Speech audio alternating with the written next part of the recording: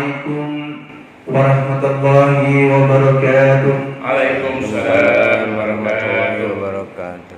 Alhamdulillah wassalatu wassalamu ala Rasulillah Muhammadin la nabiyya ba'dah. Qala ta'ala fi kitabillah, a'udzu billahi minasyaitonir rajim.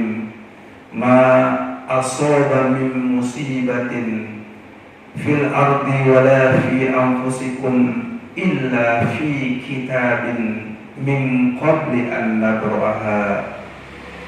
Hadirin, hari-hari ini kita, bahkan dunia, sedang dihebohkan dengan salah satu makhluk Allah yang bernama virus corona. Ternyata virus corona membuat manusia kalang kabut. Berbagai macam kegiatan dari ideologi, politik, sosial, ekonomi, budaya, pertahanan, keamanan, seni dan budaya itu menjadi kocar-kacir dan terseok-seok. Hadirin sekalian, sebagai seorang muslim, kita tentu saja menyikapinya dengan cara yang benar. Bagaimana hadirin sekalian kita menyikapi wabah yang disebut dengan virus corona ini? Yang pertama, hadirin sekalian, kita menyadari bahwa apa yang terjadi di dunia ini, semua ini atas izin Allah.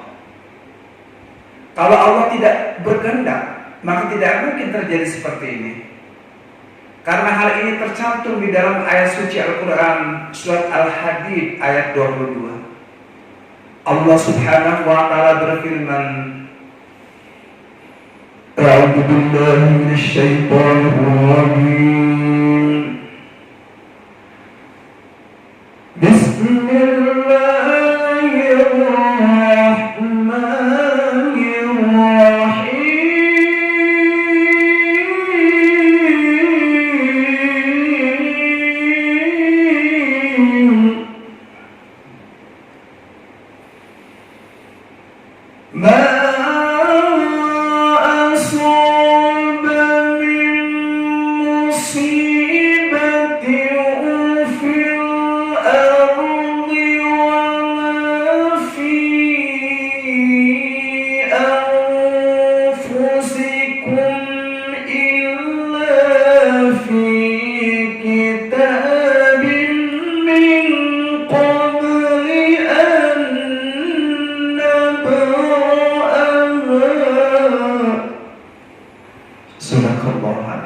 Yang artinya tidak ada satupun musibah dari sebuah musibah yang menimpa di dalam bumi maupun di dalam dirimu, kecuali semua itu telah tercatat di sebuah kitab, catatan Allah yang bernama Lauhul Mahfuz sebelum bumi ini diciptakan.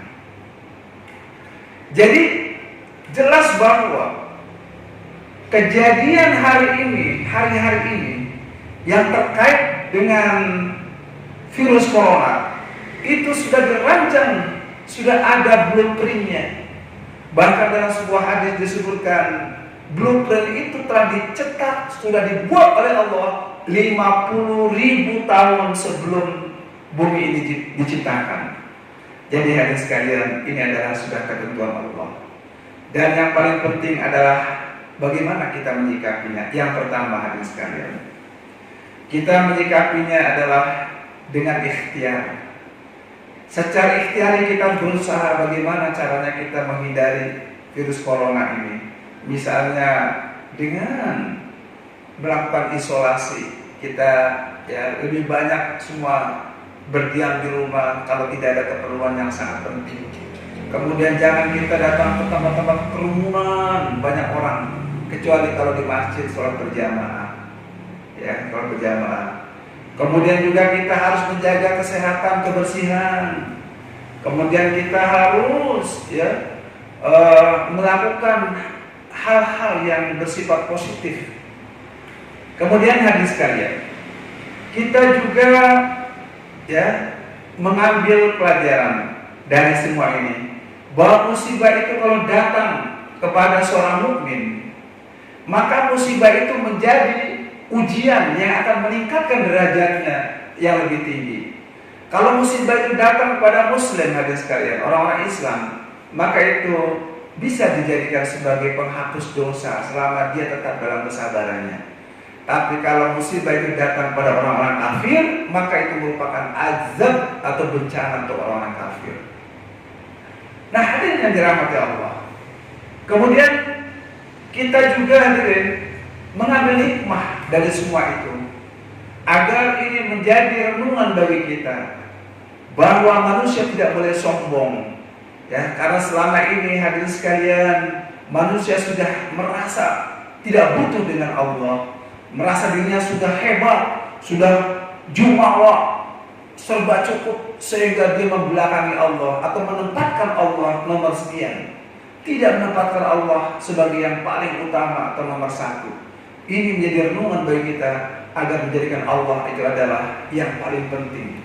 Kemudian hadis sekalian, di samping itu terakhir, kita harus banyak berdoa agar kita terhindar dari musibah, agar kita terhindar dari penyakit, khususnya wabah corona ini. Bagaimana doanya hadis sekalian? Rasulullah mengajarkan kepada kita, Allahumma inni a'udzubika minal barasi wal jununi wal juda'i wa sayyi'il asqam. Yang artinya, Allah, sesungguhnya aku berlindung kepadamu dari penyakit belang, gila, kusta, dan penyakit-penyakit yang membahayakan. Demikianlah hadis sekalian.